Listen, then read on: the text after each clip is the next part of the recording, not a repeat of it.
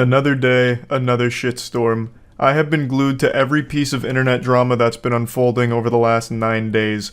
I wake up every morning, eat a strong, nutritious breakfast built for a growing boy, and immediately start scrolling the cyberspace just to see what new chaos is erupting and more shit burning to the ground and falling apart around us. I've been so hyper-focused on internet drama, I didn't realize that there's a hurricane about to hit Florida pretty soon. And when I learned that news, the number one thing I was concerned about is internet outages and not being able to keep up with drama. I feel like I'd fall behind. Like if I even miss a day of being online, I'd all of a sudden have like an entire book report's worth of shit to catch up on. It's just non-stop drama every single day, it seems. And today's no different. I'm like Pac-Man eating those little pellets forever because it seems like this drama truly does have no end.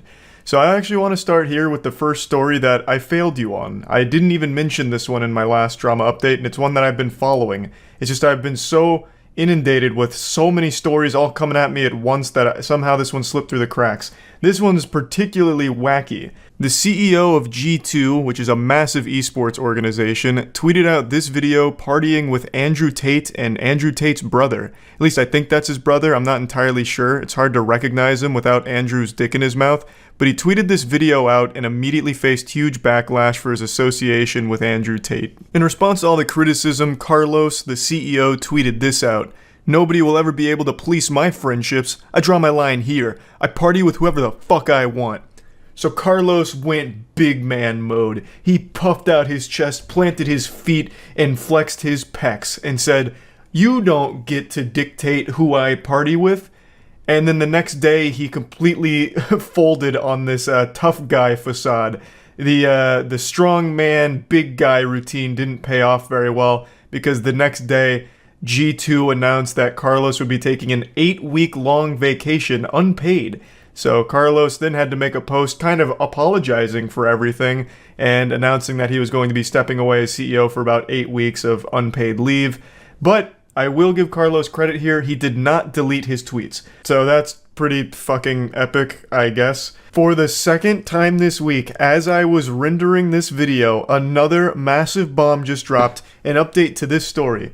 Carlos just announced he's stepping down as CEO of G2. He filmed a farewell video that was pretty heartfelt and he was teary-eyed, so it doesn't really seem like this was his decision. It doesn't seem like he's really wanting to step down as CEO of G2, so it really seems like he was kind of forced to after all of the backlash from his Twitter video partying with Andrew Tate. G2 is a massive esports org. It's one of the biggest, legitimately one of the biggest. It was started by Carlos, and now he has announced he's stepping away from it. Now, the whole backlash on the partying video he posted, it wasn't just like Twitter people being upset or anything. This cost G2 greatly. They lost their position in the VCT, so they're no longer in the upper echelon of the Valorant esports scene. Valorant just recently franchised, which means it all went to dog shit immediately. It's terrible. It's absolutely garbage. They only allow a specific number of teams to come in there, and the way they decide that seems like just throwing darts at a board, and it's completely random. It wasn't just G2 that didn't make this cut. FaZe didn't make it, TSM didn't make it, Optic didn't make it despite being one of the best fucking teams in Valorant. Like, it's a real head scratcher how they fucked it up this bad with their franchising. It's a terrible thing, but the reason G2 didn't make it, at least the speculative reason why G2 didn't make it, is because of Carlos's Twitter video where he was partying with Andrew Tate. And that's a really big deal because Valorant's one of the biggest esports games in the world right now. It's estimated that a spot in the VCT costs anywhere from $10 to $15 million right now, based on what I've read. So it was a big blow to the org, and it looks like they may have strong-armed him into stepping away. They posted this tweet about the situation saying that they received and accepted Carlos's announcement to step down as CEO, and then the next paragraph highlighted that they don't support any form of misogyny or anything like that. So it really does seem like the driving factor for why Carlos is now no longer associated with G2 is for that partying video with Andrew Tate. So What a wild development there. Now, the next little bit of drama isn't that serious. It's people that believe my G Fuel flavor, Divine Peach, is too good. They think that my G Fuel flavor is just way too tasty and they can't get enough of it. And people were a little upset that the hydration formula of it was sold out, but I've got great news. It's back in stock. So we can put that drama to bed, and right now G Fuel's doing a sale and Code Moist is working. It's live, it's hot. So make sure to use Code Moist at G Fuel in order to get money off your order. And the Divine Peach flavor for hydration formula is back in stock, so make sure to pick up some Divine Peach. The link's in the description below. Let's move on to the next story here. This one I just now learned about and I find it pretty interesting. So, there's a YouTuber named Dan Allen who recently exposed himself as the insider that was leaking confidential gaming information on Twitter. Now, leaking information for upcoming games is usually a pretty serious thing because those are protected by NDAs that people sign. Non-disclosure agreements are legally binding. They are like actual big shit, and to break those is a pretty serious thing, and it seems like Dan Allen has now opened himself up to potential legal ramification from all of this. It looks like Ubisoft is going to be taking a strong stance against him, and I'll let him explain the situation a little bit before diving into it more, but in a nutshell, Dan Allen was trusted with information, a lot of it confidential information, and he made an alternate Twitter account called The Real Insider, where he just openly leaked all of it. And this is his response. If you're not familiar, what's happened is I created a alternate Twitter account called The Real Insider, and started leaking things. And a lot of you are reaching and saying, well, why the fuck did you do it? And to be honest, it's clout, it's the buzz, it's being addicted. Clout is more valuable than oxygen these days. Clout has driven men to do the most extreme things imaginable, and Dan Allen is yet another victim of his own hubris in that never-ending quest for more internet points. So, he did it for the fame, the glory, and now he is facing legitimate problems from this legally. So, it all began when Dan Allen made the grave mistake of not switching to his other account, The Real Insider. Instead of responding as The Real Insider, you can see he responded using his Dan Allen Gaming account. No, someone else, he tweeted, and shortly after, the tweet was deleted with Dan Allen realizing his mistake. Yang Ye's video goes much more in depth on this situation than I will, but I just needed you to see how he got exposed here. He fucking went into public and pulled his pants down, and he didn't have nearly enough time to pull them back up before people started laughing at him for it. He, on his alt account, The Real Insider, made a post, and when replying to a comment, did it on his main account, the Dan Allen account, which immediately connected Dan Allen to The Real Insider, thus exposing him as the leaker that was giving away this confidential information. Just such a goofy way of getting caught here. There's no like cool story behind it or anything. It's not like Batman catching the Joker or whatever. This guy just made the simplest mistake ever, forgetting what account he was on when making this post. And now it's taken a huge toll on not only his YouTube career, but like I said, he could be facing legitimate legal action from the developers that have trusted him with this information that he violated by posting it on Twitter. So that's where that one's at. And speaking of leaks, here's a little update to the Grand Theft Auto 6 hacker who leaked like 90 clips worth of GTA 6 footage. It seems like they may have been arrested. There was a statement put out that a 17-year-old was recently arrested in the UK for suspicion of hacking. They won't go into more detail, but it seems like this could be the GTA 6 hacker. I'd also like to hit you all with a fat I told you so, because when I posted my video about the GTA 6 leaks and the hacker, I said Take-Two is fucking ruthless and they would sick the goddamn Avengers on this hacker. They will go to any lengths to make sure they catch the person behind it, and I said they're going to get the FBI involved, and they did. The FBI was investigating this case, and it looks like this may be the hacker that was responsible not only for Grand Theft Auto 6, but also the Uber hacking. And they're not releasing the specifics. They're not confirming if this is the same person, but all signs do point to this being the individual responsible for that. And they're a 17-year-old hacking prodigy, it seems here. So I just wanted to put this on your radar, considering this is something that is a very big deal. It's by far the biggest leak in gaming history, and even though this isn't fully confirmed yet, it is looking like this is the person responsible. Now, in more serious news, there has been a rather large update on the sexual assault situation on Twitch, as well as the potential cover-up of the sexual assault involving big streamers. Last night on stream, Destiny played a recorded Discord call where Mizkif and Mitch Jones were present and being pressed on, why would you cover up a sexual assault, and just trying to get to the bottom of everything and just really pressing them on all of it. To break it down to the bare bones, a streamer by the name of Adriana Lee was sexually assaulted while passed out drunk by another streamer named Crazy Slick, and after this situation, big streamers like Mizkif were accused of trying to downplay it, to make it seem like it wasn't a big deal. Maya was also brought into it and accused of gaslighting Adriana into believing it wasn't that big of a deal. Mitch Jones was brought into it, doing something similar like downplay the situation. And this Discord call that Destiny played on stream was Mizkif and Mitch Jones defending their positions or talking about the situation as a whole. And it's around 3 hours long, so it's a long conversation. But overall, it's fucking horrible. It is an absolutely horrible situation. As I've said numerous times now, this is not goofy drama. This is serious shit. And this call, I think there's a lot of reprehensible shit that gets revealed. I'm not going to go too deep into specifics. I recommend you check out Destiny's video if you want to listen to the audio yourself. So yeah, a huge development there, and I think that about wraps up the drama report here. I think this is about all of the stories that have happened over the last 24 hours. So that's about it. So yeah. Right now, the current state of Twitch is like a bag of dog shit on fire. It is a complete disaster.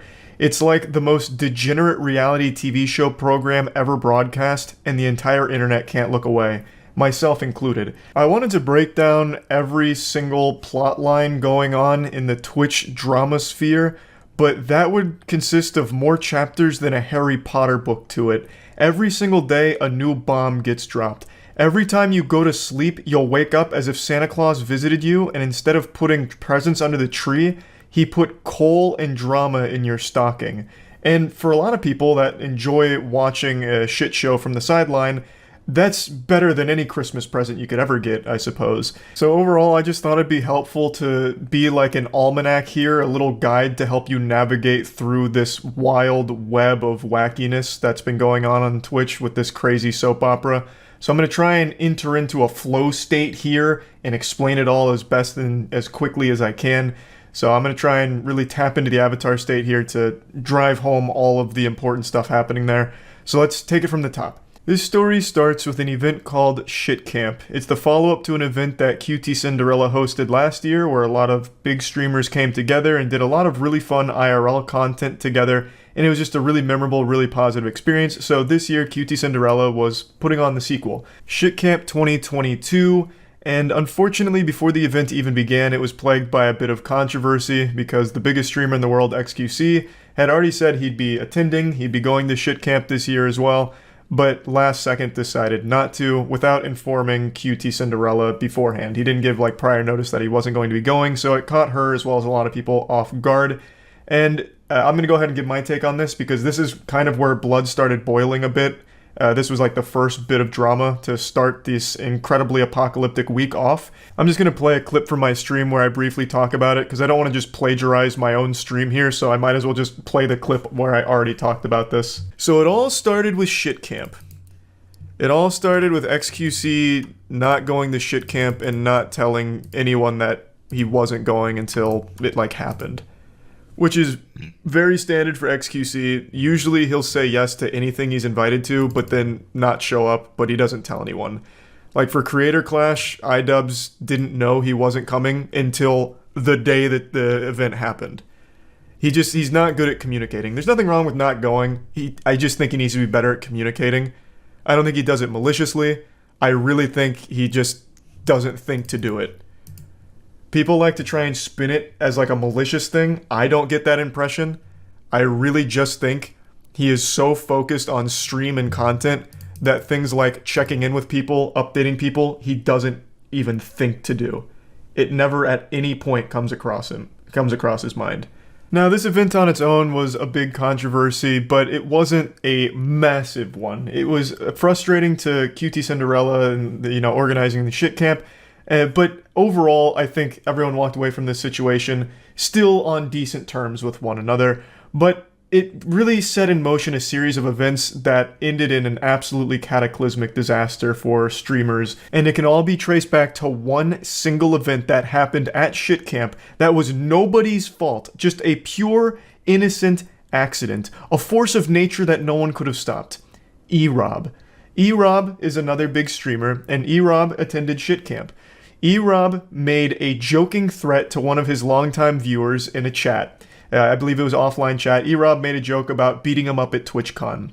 And Twitch banned E-Rob for this. He got a 7-day ban for joking with one of his viewers about beating his ass.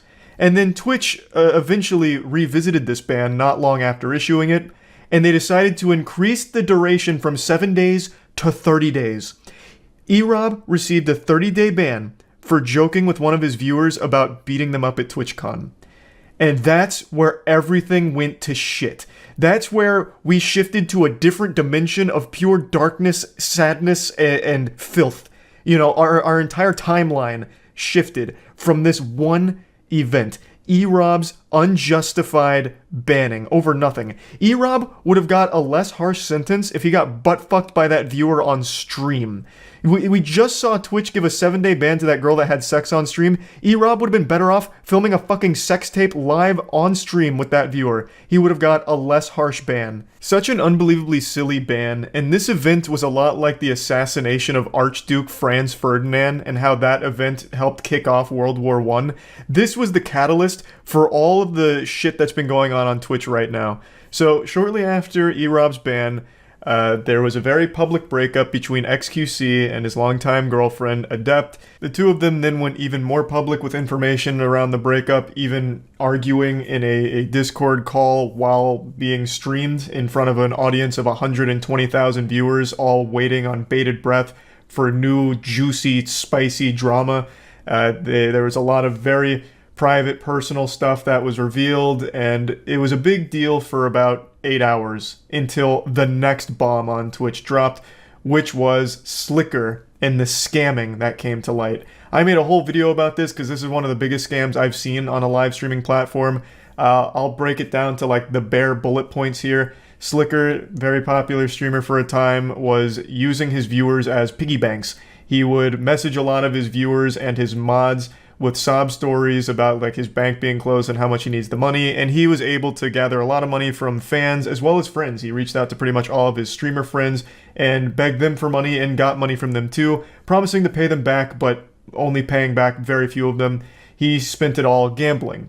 He used roughly $300,000 of funds that he got from friends and fans and used it all gambling.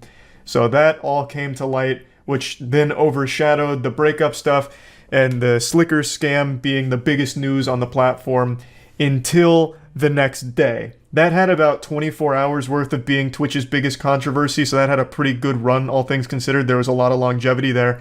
The next day, this whole gambling situation started to bubble over onto Twitter. Because this was such big news, everyone was then talking about gambling addiction, like, look how bad slots are for you, look at what this streamer did, and it all ties back to Twitch allowing gambling on their platform. So then it became a big movement on Twitter with, the hashtag Twitch ban gambling, and a lot of people giving a lot of takes on, the proper way of handling gambling on live streams. And this started a war, because there's a lot of popular streamers that do gambling. So then a lot of those streamers were feuding with streamers that were vocal against gambling, and they were clashing on Twitter all night. And then about 6 hours after that, we had another fucking massive bombshell drop with a different piece of drama outside of like the normal streamer category. This is chess. I made a whole video about the chess cheating scandal that's going on right now with the anal bead cheating hypothesis. This had a new development. To break that down, a chess grandmaster named Hans Niemann beat Magnus Carlsen, the #1 chess player in the world, in a shocking upset, and Magnus Carlsen withdrew from the tournament that he lost to Hans in and insinuated Hans may have cheated. So then speculation ran wild, and eventually people started to wonder, did Hans Niemann cheat by using a chess bot programmed into a pair of anal beads or a butt plug? So that's been like the big chess drama there. And 12 hours ago, 6 hours from the gambling fighting on Twitter, Hans Niemann and Magnus Carlsen faced each other in their first chess match since the controversy. And they were playing online chess. Magnus Carlsen resigned after 2 moves. Magnus Carlsen rage quit his match against Hans Niemann right away, thus continuing this soft insinuation that he believes Hans Niemann is a cheater. So that spiraled chess into an even bigger pit of controversy, because that is a big deal. That is very unprofessional. That affects the entire tournament, not just Hans, with him resigning like that. It's a very bad look. So the entire chess community was outraged with Magnus for this action, because it's childish. It really is. To be that salty, mauled that hard, and still not have the confidence to say with your chest, Hans Niemann is a cheater and I refuse to play against him, it's a bad look. If you really believes he's a cheater, say it, and don't just go into the tournament and then rage quit and fuck it up for everyone else. It's very simple. If it was anyone besides Magnus, the repercussions here would be extreme. But Magnus gets a pass because he's the number 1 player in the world, but the chess community isn't happy about it, and that's a still developing story, but that's the latest in the anal bead conspiracy for chess cheating. And that was the hottest news on Twitch, because it was broadcast on Twitch. But that was the hottest news in Twitch drama for only about 4 hours. Because 4 hours after that, the fighting on Twitter reached an absolutely crazy climax. After getting into a disagreement with fellow streamers on Twitter, Trainwrecks TV released this tweet here, which made hefty accusations about one of the largest streamers being complacent in a cover-up of a sexual assault. This, of course, is a massive deal. This is no longer just petty internet drama. Sexual assault is a crime, and it is something that should never be taken lightly. So this kind of accusation clearly had a massive effect on the entire platform. And throughout the course of the night, over like a 4-hour period, a lot of clips were surfacing. The victim of the story that Train was alluding to in the tweets also spoke out and went live to explain the story. If you'd like to understand more of it, I'd recommend going to her Twitter or watching her VOD. Her name is Adriana Lee. I'm not going to go into detail about this story in the video here, because it's not just petty, goofy internet drama when it's dealing with something this serious. Obviously, this situation was a massive deal on the platform, and as of right now, it is still developing. And as I'm making this video, yet another massive bomb has dropped on Twitch that is creating drama. Twitch put out an official statement on their stance on gambling, and it seems like they have outright banned any kind of gambling involving slots and shit like that, which was their main category for gambling. In their statement, they said they're making an update to their policy effective October 18th that'll prohibit the streaming of gambling sites that include slots, roulette, or dice games that aren't licensed either in the US or other jurisdictions that provide sufficient consumer protection. These sites include Stake.com, Rollbit, Dualbit, Roobet. However, we may identify others as we move forward. We will continue to allow websites that focus on sports betting, fantasy sports, and poker. So, for those that don't know, gambling on Twitch has been an absolutely massive category for quite some time now, specifically slots. That's where most of all of the gambling streams take place, in the slots category. And the biggest sponsor of gambling streams on Twitch is Stake.com. The fact that Twitch put Stake.com in their statement by name is huge. They are paying millions upon millions of dollars for streamers to gamble on their site. They have so much sponsorship money that they've tossed around on Twitch, and the fact that they are now prohibited immediately cuts that entire thing off. I truly never thought Twitch would outright ban gambling like that. Now, of course, they did allow exceptions for like poker, sports betting, and fantasy sports, but I genuinely never thought that they would cut off slots, roulette, and everything there. That is a wild, big dick move there that is going to cause at least a month worth of controversy on the platform, because there's a lot of gambling streamers that just lost massive amounts of money from their Stake.com sponsorship deal, as well as just content, because streaming slots for a lot of streamers was the main source of their content for a while now. So that's just going to be a huge change for a lot of people on there, not only streamers but viewers, because there's a ton of viewers that only watch gambling content. So that whole situation there, that's a game changer. So it has been a fucking crazy week on Twitch. It's fucking wild. Hopefully this caught all of you up to speed. I gave you like the bare bones essentials to every story that's been going on recently. That's about it. See ya.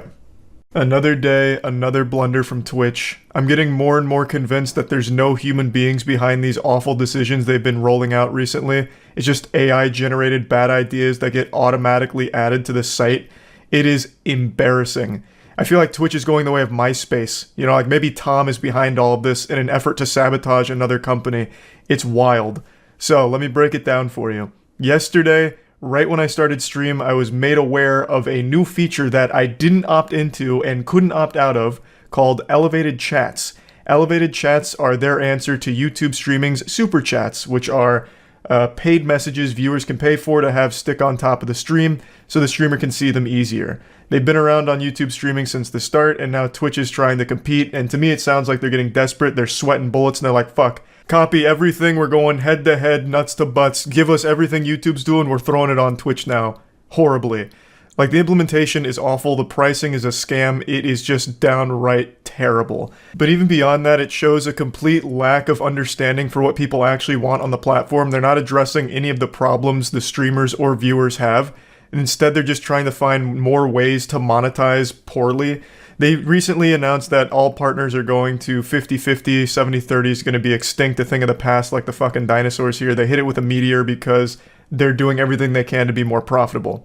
And I guess in doing so, they're trying to find ways of making up for that. So incentivizing more ads, which is a worse experience for the viewers and also more cumbersome for creators because no one wants to be running ads. It just makes streaming overall worse. And now on top of that, they've introduced elevated chat messages, which is just another revenue source for streamers that no one really wants. People aren't asking for more ways to monetize. They're asking for less ads. Like, that's one of the number one things they need to address. You know, elevated chats can work, I suppose, like on YouTube, super chats are fine, but the way Twitch has rolled these out is already terrible, and it's not something people want. They're just missing the point. I forgot to show what an elevated chat looks like in the stream clips I'm about to show you, but let me do that now. So an elevated chat is a message a viewer pays for, and it can go either on top of the chat, like it does on YouTube, or beneath the stream video, but only if you're outside of theater mode and not on mobile. It is such a dumb fucking location. I don't know who thought of that. They must have been like very close to overdosing on Xanax to think that was a good spot for a message. The streamer can't actually see it, and neither can viewers unless they're like out of theater mode on desktop. It's so dumb. Let me show you. This is from Pinta's stream. Real draw. Oh God, you can link clips in it. If you blink, you may have missed it. This is $5 to put this message here in a spot where no one's even going to notice it. You're just paying money to be ignored and never seen. It's the exact opposite of an elevated chat. It goes underneath the stream in most cases, so just banish to the shadow realm. And it's $5 to keep it up for 30 seconds, and it goes all the way up to 2.5 minutes for $100. Their pricing makes no sense at all. I'm sure you already figured out a massive flaw here, the big plot hole, the loophole. Why would you pay $100 for 2.5 minutes when instead you can get 2.5 minutes by just paying $5 multiple times? Let's go ahead and get down into the algebra here. You know, you don't really need a mathematics degree. For 2.5 minutes, you could just buy 5 30-second slots. So you'd pay $25 for 2.5 minutes as opposed to paying $100 for 2.5 minutes. Fucking mind-blowing. It's like they didn't stop and think for even a brief moment about this system. They just rolled this out as quickly as possible. I legitimately do think Twitch is watching all of the videos and all of the tweets people are saying about the platform, and a lot of people, like Ludwig, have called out the bloat at the company, how Twitch has so many engineers and yet they haven't rolled out any features in a long time.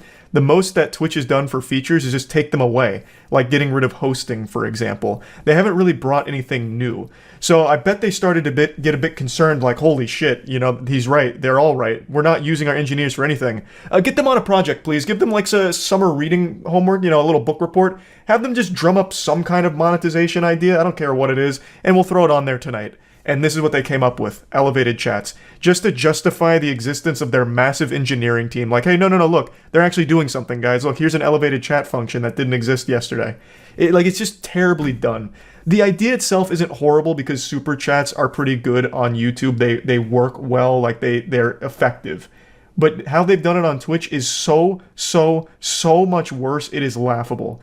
Now let me go ahead and show you when I went over all of this on stream last night, because like I said, I had no idea it existed until I started stream. So they actually did make a super chat. So that's supposed to stay somewhere for 30 seconds, but it's immediately gone. Where does it go? It goes below your stream. How the fuck am I supposed to see it if it's below the stream? What? I don't even see it below the stream either. And it looks like it's $100 to keep it up for 2.5 minutes. What? This isn't even a meme. The only use I see for elevated messages is to make an advertisement for yourself under the stream for 2.5 minutes. Because there's nothing else. Because I literally can't see it myself. Unless I have my own stream open. Why would anyone buy the 2.5 minutes for $100 when you can just buy the $5 30-second message multiple times and save yourself a ton of money? Did they think this through at all? Like, legitimately, was there a single ounce of thought behind this system? There is legitimately no reason at all why anyone should use the system, because as a streamer, I can't even see the elevated chats. They're only on the stream and underneath it. So I don't even see it. And B, if you're going to use it, why would anyone ever, unless they are just absolutely huff and glue, do $100 for 2.5 minutes when they can just do the $5 for 30 seconds multiple times? It doesn't even show unless you're out of theater mode. Yeah, no, this is an absolutely terrible system. Oh man. Isn't that what YouTube has minus the duration? So YouTube has super chats, and with a super chat it goes to the top of the stream and it stays there for I don't remember how long, but it goes to the top of the stream where anyone can see it. They just click above the chat. This only the elevated message only shows up underneath the main stream and only when you're not in theater mode. So I don't see it in my chat. I can't see it anywhere in my chat. So it's literally the exact opposite of elevated. It goes under the stream. In the most inconvenient location. This says you can put it above the chat. Where? I guess I didn't go all the way down.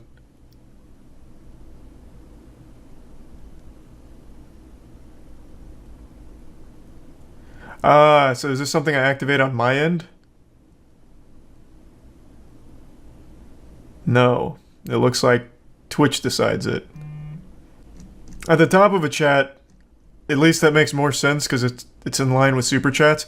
The pricing is still outrageous and completely nonsensical. But at least then the elevated chats can be read by the streamer. Whereas at the bottom of the video, that's impossible for anyone. But it looks like I have no say in that, unless I'm missing something. Throughout the duration of the experiment, participants will see elevated chat appear in one of two places. It just makes it sound like it's going to be random. And looks like I got the below video one. Did they make an announcement about this? Because I didn't hear about it until I started stream and someone in chat was like, what the fuck is this? Oh, wait, here it is, right here. He doesn't even see elevated chat. It doesn't come up in my chat. Apparently they're testing two locations. One that makes sense, which is the top of the chat. And then one that is just a nonsensical scam, which is bottom of the video. And I like how even for this, they don't show you the example because they know it's trash. And it looks like I have no say-so in which one I get. And this is the one I got. Oh no. I saw it come up in chat. Bro, you just did $100 elevate chat. I really hope that you found that $100 on the floor or something. Because if I didn't just catch that going by in the chat, I wouldn't have seen it at all. Don't do that. That just hurt my feelings. It's a good message too, man. Oh, no. No, don't fall for the Twitch scam. Can you disable it? Bro, I didn't even elect for it. No, I can't. I didn't even know it existed.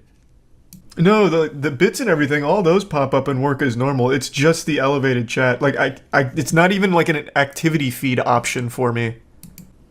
If a mod deletes your elevated chat, you don't get a refund. Oh wow. That's that's brutal. Another thing I think that's worth mentioning that I didn't bring up on stream is that this clutters the actual chat so much. So let's break down all of the new things that pop up in chat aside from just people talking. You have bits that pop up in chat. Those have been around for a while. Those are pretty normal, nothing too big there. You have highlighted messages, which you pay channel points for, so not real money. You pay channel points, it highlights your message and like bolds it and puts it in front of other messages. And now you have this, elevated messages, which appear in the chat for a really brief time before just finding their grave, like a fucking coffin, underneath your stream. So now you have three things all popping up in the chat that clutters the fuck out of it. It just makes the chatting experience worse for viewers. It's just not a good implementation here. It just seems like they are genuinely desperate to try and like get streamers excited about the platform, knowing that most people were very disappointed that the 70-30 deals are going away. So streamers that never had a 70-30 deal will never get one, so they feel insulted. And streamers that were on the 70-30 deals are insulted that it's going away. So it just, Twitch has put themselves in a lose-lose situation, and them trying to like make up for it is making the platform worse for it. Like, it's just so backwards. I don't understand how they are so mismanaged. No one is steering this ship appropriately. So yeah, I just wanted to bring this up. Way too expensive, way too half-baked. It's just not well done at all from Twitch here. Just a big L, unfortunately. That's about it. So yep. Yesterday something crazy happened, and I'm sure you've all heard about it. Twitch was hacked. They were blasted by the notorious hacker known as 4chan. This Mr. 4chan was able to infiltrate the mainframe itself, jacking directly into the cyberspace and releasing a ton of information about Twitch and the streamers on the platform.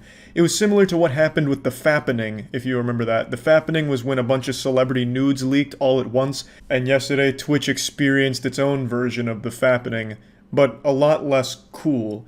It was mainly streamer income that got released. However, the whole hack was like 235 gigabytes, I believe, and it was labeled Part 1. So the hacker's already teasing a Season 2 of this anime here. They're leaving it on a cliffhanger, so it's just an appetizer, apparently. But the main thing that everyone was focusing on yesterday from this hack was streamer income, because they publicly released every streamer's income since 2019. And I want to talk about that a little bit before going into like the hack itself, which is a pretty fucking wild thing.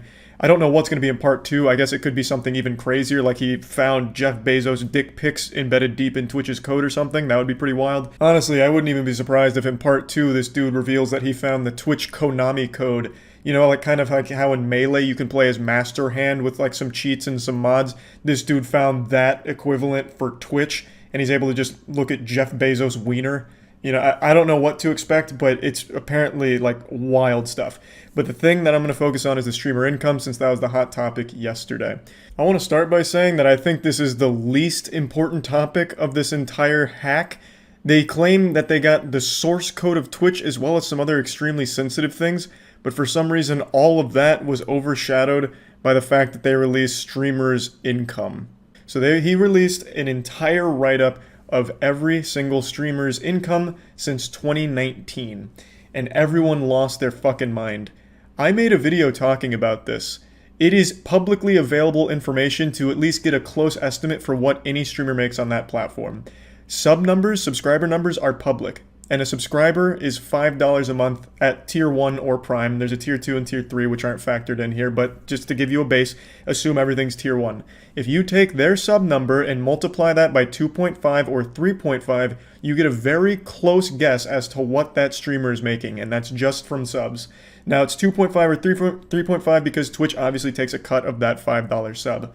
This is just assuming every sub is a Tier 1 or a Prime, which obviously they all aren't. What was released yesterday in the leak is the streamer's total income from subs and ads. I believe it was ads factored in there as well.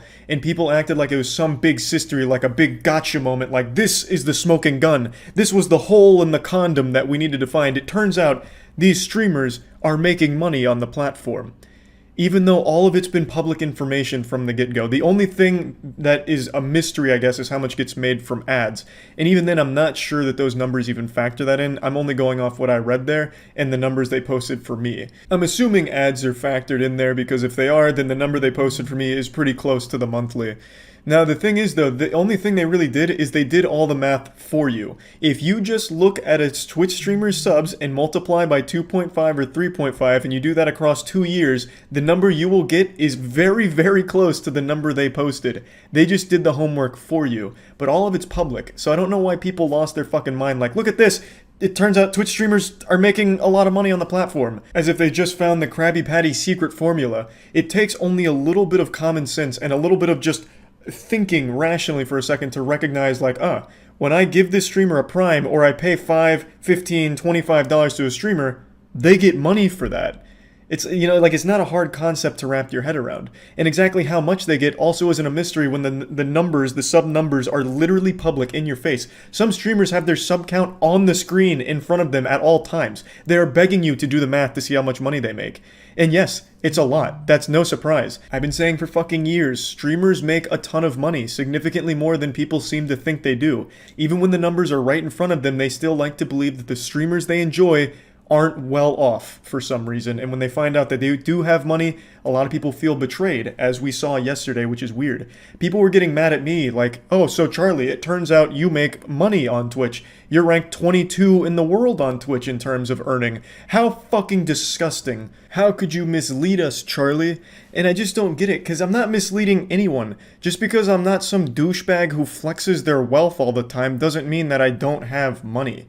I know I dress like a cartoon character and all that, but it doesn't mean that I am not well off. I'm extremely lucky and fortunate to be in the position that I'm in, and I make that very clear all the time. I understand how lucky I am to be in the position that I am. I don't go on stream and put on an act and pretend to be broke like, oh, guys, I'm starving and hungry. I can't afford warm clothing, so when winter comes around, it's always miserable. Yesterday, I was eating chicken fries off of the Burger King bathroom floor, and I just don't know how much longer I can do this without your primes. I need your primes in order to survive. I'm actually starving to death. I was drinking water out of a dumpster just to get by because it was the only free water I had access to. I need your primes. I don't do that shit, so I've never misled anyone. I've always been very upfront about the lucky situation I found myself in. I understand when a lot of you look at me, you assume I'm homeless, but as I've stated multiple times, I'm in an extremely lucky position. And you want to know, like, the most incredible thing that's going to blow some fucking minds out here? I'm about to break the magician's code, apparently. The numbers that were released in the leak yesterday are wrong. They're too low. The streamers on that list, every single one of them, well, at least for like the top 100, are making significantly more than is represented on those leaks. Those leaks only cover subs and ads. They are not covering the donations through Streamlabs because that doesn't go through Twitch, so they wouldn't have access to those numbers. And they're also not counting sponsors, and they're also not counting Twitch contracts. A lot of the top 50 streamers on there have contracts with Twitch, which add a significant chunk of money to streamers' income, and those are not represented there. XQC is on there at like 8.6 mil or something like that, and you're fucking crazy if you think that's all he's making from Twitch.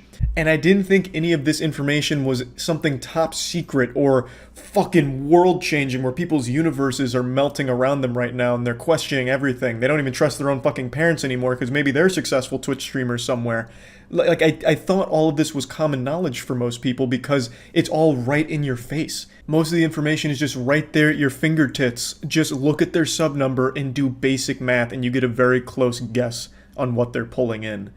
What really shocks me about this whole thing is how big of a deal it was, A, and B, how many people felt betrayed by streamers they liked because it turns out they're successful. Like, I loved you. I fucking loved you, Soda Poppin', until I found out that you actually are pretty wealthy. Now, I just spit on you, and you make me fucking sick. I can't stand the sight of you anymore. What? For some reason, people want the people they like to not be successful, or they only want them to be successful up until a certain point. It's like music hipsters. When they find an artist that they find that's a little underrated and then that artist gets big, they get fucking mad about it. Like, God, I love this artist until they became successful, now I fucking hate them. Well, I liked them before it was cool and now I hate them. It just doesn't make any sense to me, and I don't like that perspective or that mentality at all. For some reason, there was a thread about how I'm a hypocrite because I called out a greedy Twitch streamer in a video once, and then it turns out that I make money on the platform. How are those two things related at all? I was literally criticizing them because they were greedy on a platform where they are making a ton of money to begin with. So sitting on stream and shaming your viewers for not giving you more money when you're already making thousands upon thousands of dollars from them supporting you is greedy, and me calling that out doesn't make me a hypocrite just because it turns out I also make a lot of money from Twitch. The difference is I am not sitting there begging for it and demanding my followers give me money. I'm not sitting there sniffing my own farts, hand on my balls, saying like, guys, I'm not starting the stream till I get a hype train of level 5. I need 100 subs right now or I'm not streaming. You know, these streams aren't free. You're gonna have to give me fucking tier 2s, tier 3s, tier 1s, give me your primes. I'm fucking gluttonous. I need it all right now. I'm going full-blown Mr. Krabs. You know, I'm not sitting there doing that. I'm just streaming, and I just get lucky that there's so many kind people that just want to show support to the stream and support the members within the community. It doesn't go deeper than that. This wasn't some like nefarious secret that I was trying to keep under wraps like, fuck, I hope no one realizes that I actually make money on Twitch. It's all been right there the entire time, and I'm not hiding anything, and I can't recall seeing any streamer hiding the fact that they're very successful on the platform.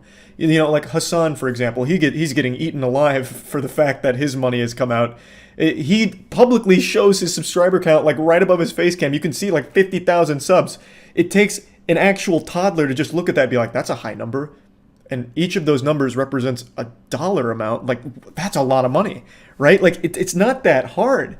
You know, it shouldn't be surprising to anyone that streamers are making a lot of money. All of it has been public for as long as I can remember Twitch existing. Now, of course, all of this coming out has led to the classic argument that's been around since the internet's inception of they don't deserve that money. These streamers, they don't deserve any of that. Firefighters don't make that much money. My mom's a librarian and she makes half that amount of money. This is bullshit. They shouldn't have that at all. Now, whether or not you think streamers deserve that much money, that's going to be entirely on you. I'm not here to change your opinion or perspective on it. I'm not your dad. I'm not going to take the belt to you if you think differently than I do about it. It doesn't really... It's not something I'm trying to argue. But it's something you could say for pretty much everything else when it comes to entertainment. Why are athletes making that much money, right? Yeah, they spend a lot of time in their sport, they're extremely good at it, but at the end of the day, it's just entertainment for you as a spectator. You pay money to go to their games, to watch them play for an hour and a half, 2-3 hours, whatever sport you're going to, and then you leave being entertained, hopefully, or heartbroken if your team sucks some asshole, and then that's it. Then you do it again next week. Or during the off season, you just get excited for when it comes back around. It's just entertainment that you are paying for at the end of the day. It's pretty much the same thing. On Twitch, you have people that are really good at a game. They'll stream for like 16 hours at a time. You have 16 hours worth of entertainment. And maybe at some point across those 16 hours, you're like, you know what? I feel like tossing $5 this dude's way. He's entertaining me. It's been good company. It's been good background noise. I'll toss $5. And you forget about it. And that adds up. There's millions upon millions of viewers on Twitch around the world every month. So if you just have some people doing that, then the person that is entertaining people for 16 hours is getting $5 pretty often. Like, it's pretty simple. Actors is another one. Anything when it comes to entertainment. Why is Robert Downey Jr. getting paid so much money when he only has to work like 3 or 4 months out of the year on a film, and he's making hundreds of millions of dollars? You could argue he doesn't deserve that much money because he's not putting in that much work, and he only entertains you for like 2 hours once a year at most with a movie. You could say it for the music industry. Lil Pump releases a song where he just says Gucci Gang 100 times. Does he deserve all the money he made from that? Like, it's just something that extends to everything in entertainment, and it truly just depends on what you find entertaining and whether or not you place a monetary value on entertainment. Like, it's just pretty simple. It's not a competition of like what's harder or what's more beneficial or productive. It's just a matter of whatever puts a smile on your face and if that's worth anything to you. Like, I just don't really know why streaming is the one that's targeted when it extends to everything in entertainment. It's just not that deep. It's the same as every other entertainment field. It really is. The only difference is the amount of hours that go into it. Like I said, most big streamers stream daily for like 8 hours a day. So they are constantly online entertaining people. So that's going to be a lot of different faces coming in every day at all hours of the day. And then at some point among all of those faces, someone decides to just support the stream. And all of that adds up. So bingo bango bongo, the streamer makes a lot of money over time. I don't know why that's such a hard concept for a lot of people to grasp. It works the same way in every other entertainment field, and no one's like, holy shit, can you believe how much money actors make? What the fuck is this about? Or musicians. Can you believe Lil Nas X actually makes millions of dollars? Like, I can't believe it. You know, like, no one's like shocked there, but for streamers, for some reason, it's a little different.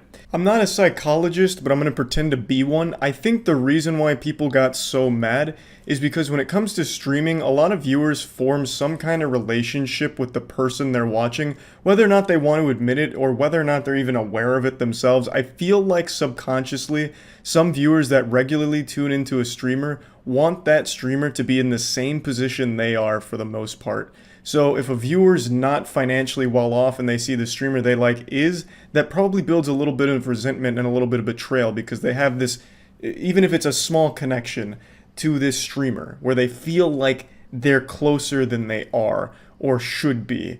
So I think that's where it stems from. Streaming has always had a problem with parasocial relationships, and I think the response to seeing streamer income really helps highlight that.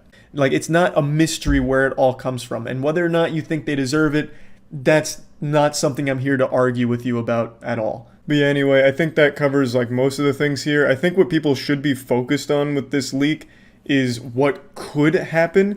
Having Twitch's source code completely out, as well as a couple of other things that are mentioned in the leak, is a huge deal that I think not enough people are focused on. The whole Twitch streamer income has completely overshadowed the most wild part about the entire thing.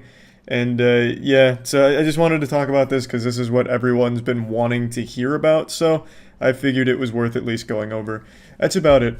See ya. Hey, what's up? It's me again, the Rotten Tomatoes for Twitch, here to critique yet another huge change coming to Twitch. I know this is like the 10th time I made a video joking about and talking about Twitch things, but I can't help it. I'm passionate about it. I fucking stream on there daily, so obviously I want it to be the best platform it can be. So when a big change or decision is made over there, whether it's good or bad, I like to do what a high school stoner likes to do after their first hit of marijuana. Talk about it. So what we'll be talking about today is the unveiling of Twitch's new Safety Advisory Council. There may have been no E3 this year, but we still got a huge fucking announcement here thanks to Twitch. In a nutshell, this Jedi Council consists of both members of the Twitch streaming community as well as experts outside of it to weigh in on decisions made on the platform as well as potential policies going forward and changes to existing policies, making things clearer, shit like that. I'll throw my nutsack out here to be abused for a minute here by going against the grain and saying, on paper, I actually think this is a good idea. By having faces attached to decisions on the platform, people can actually feel like their voices can be heard, whereas the entire history of Twitch has just had faceless people making these decisions behind the scenes, you know, pulling the strings on the marionettes and making them dance for these weird policies and weird favoritism. Well, now, with this council here, there are actual streamers, very popular streamers, attached to it that you can communicate with and get answers from. We don't know how much power this council is going to have, which still leads to a lot of confusion, but just the fact that they're taking a step in putting faces to decisions going forward, I think is a step in the right direction and making people feel like their voices can at least be heard. But I will say, I hate the fucking name of this. The Safety Advisory Council sounds dystopian. That sounds like something out of Judge Dredd. Just fucking pull up to an apartment complex over a noise complaint. Yes, I'm here on behalf of the Safety Advisory Council. Your noise was too high, too many decibels. You've been canceled. Fucking puts a bullet in their skull. It's just not a good name. That doesn't really instill confidence in people that hear that. Now, looking at the people aboard the council, I only know two of them, Carnage and Ziz. Admittedly, I'm unfamiliar with the others, but I'm going to give Twitch the benefit of the doubt that these are good fits for their positions. But Carnage and Ziz in particular, I think are excellent fits here. I'm familiar with both their content. I actively watch and I've tuned into Ziz occasionally. And I think both of them have a very good understanding of Twitch culture as well as understanding exactly what is and is not allowed and how to make policies more clear, as well as what policies should not even be there in the first place. As said during one of his streams about this, he's actively fighting to make sure there's not too many rules that start suffocating the creators, and I think that is the absolute best way of approaching something like this with this kind of responsibility. Now, as I said, I don't know the majority of people on that list, but I am giving them the benefit of the doubt. However, one of them in particular, named Steph, has recently shown that the power is kind of getting to them in a certain way. And I'm not trying to be rude, but it's really hard to have a positive opinion of the Safety Advisory Council right now due to the drama that she's stirring up on her own personal streams. Can't get rid of me. Twitch is endorsing me, and there's nothing you can do about it. So I'm just gonna dance to your sad tears. I'm just gonna drink your tears. This is her celebrating the fact that she's no longer subject to bans on Twitch due to her position, and I think this just lacks taste. Twitch has been a platform that's been plagued by very odd bans that have ruined lives, so for her to come out here and say that nothing will ever happen to her because of her position and rub it in the face of people who have been wronged by bans like that, I think just shows a real lack of care for the people on the platform. Now, I'm not here to humiliate or belittle Steph in any way. I already know a lot of people are going to point out that viral clip of her where she's role-playing as a deer having an orgasm on a stream.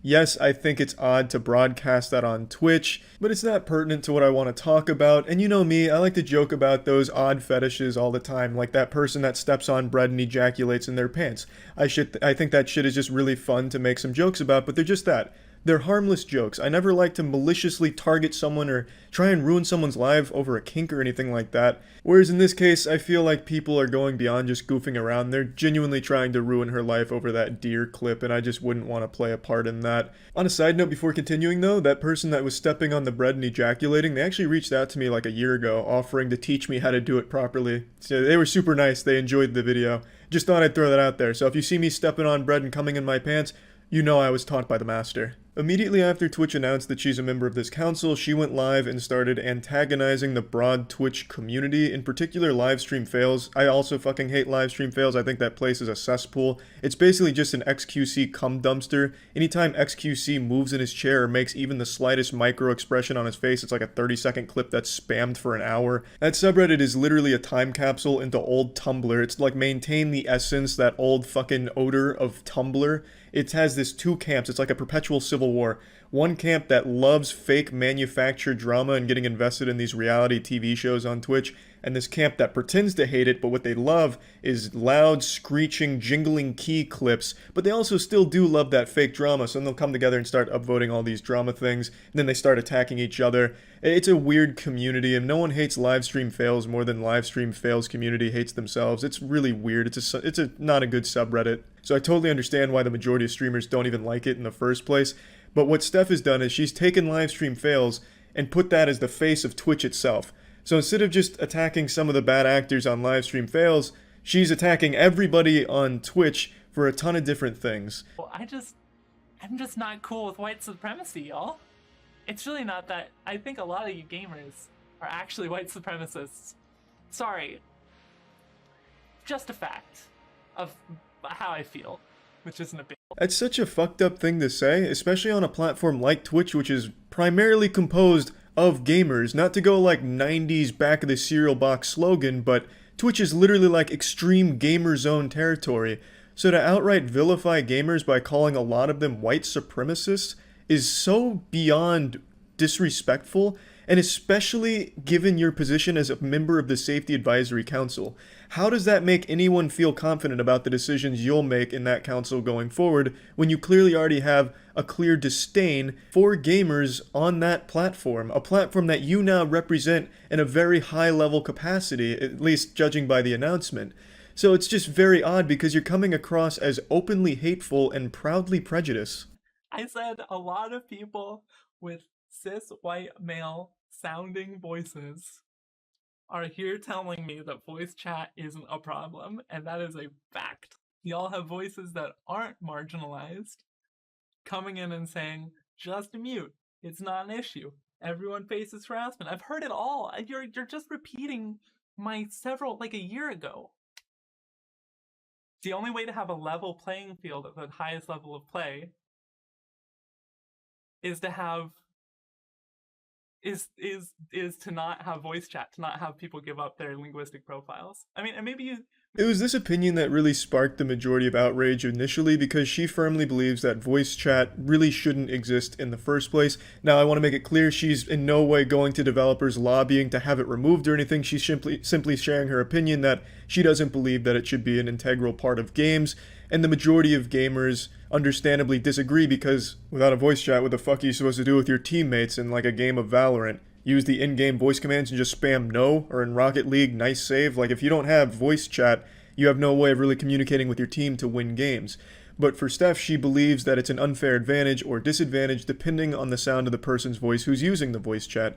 She argues that those with a marginalized voice have to resort to blocking and muting toxic players in their lobbies, which inhibits their ability to communicate and win the games. And that's a fair point. That shit absolutely does happen. Anytime a girl talks in like a fucking Overwatch lobby or Valorant, dudes will fucking dogpile on that like they're recovering a fumble in the Super Bowl. They're either getting flirted with or just outright insulted and harassed. That absolutely is very commonplace, and you're lying to yourself if you think it's not. It is, regrettably. And not to downplay the issue, but everyone gets harassed in voice chat when it comes to like higher level play or just toxic assholes in general. It's not a problem that's exclusive to women or voices that are marginalized. In video games like that, there are just toxic assholes, and it's not just voice chat, it's everywhere. If you take away voice chat, text chat becomes extremely toxic. League of Legends has notoriously one of the most toxic communities around, and there's no voice chat there, it's only text. When I was addicted to League of Legends, I never felt so fucking bad about myself because of that voice chat, or text chat. So it's not an issue with just voice chat in general, it's just there's assholes in the world. Unfortunately, that's just what it is. But luckily, thanks to the incredible advancements in technology, we found the solution. We have the answer. It's called just muting the assholes, blocking them. You don't have to hear these things. You can always block people that are just outright rude and nasty. So I understand her opinion, and I do agree that the harassment in voice chat, especially for women, is pretty fucking nuts these days, but you can just not hear it by muting them. And yeah, it does suck having to mute your teammates, but if the alternative is just taking away voice chat entirely, it's better than the alternative. Now again, I think there's nothing wrong with having this opinion from her, and I don't think it's means to just outright harass and berate her. The problem is the way that she approaches getting these ideas across and her beliefs. She's very standoffish, and anyone who disagrees with her, she immediately labels as either a white supremacist or an overly privileged cis white male. She seems to enjoy attacking the community she's supposed to be representing and looking out for, like with the first clip I showed, dancing about her immunity from Twitch because they now formally endorse her into this council, and she's saying how she's just going to drink the tears of the people who are upset about the things she says. And she bans everyone in her chat that happens to disagree. Now don't get me wrong, she does ban actual douchebags that deserve it, but she also just bans people that are asking simple questions or just happen to disagree, but not just banning them, labeling them some very nasty titles, which I just think is wrong.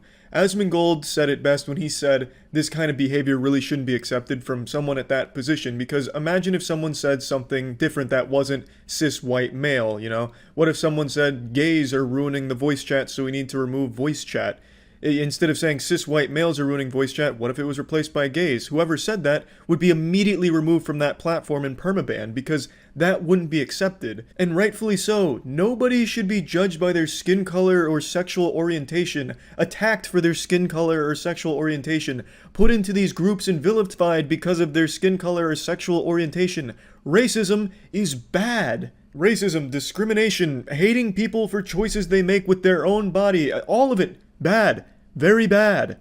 But because she's the one saying it about cis white males, for some reason it's not only accepted, but it is endorsed by Twitch, which I think, and most streamers and most people on the platform think, is not a good thing and sets a very fearful precedent, and is immediately kind of dividing the community about safety advisory versus the community, which is the absolute worst thing, because on paper, it seems like the council was supposed to be a way to bridge this gap where we can finally have real communication between Twitch power and just the people on the platform.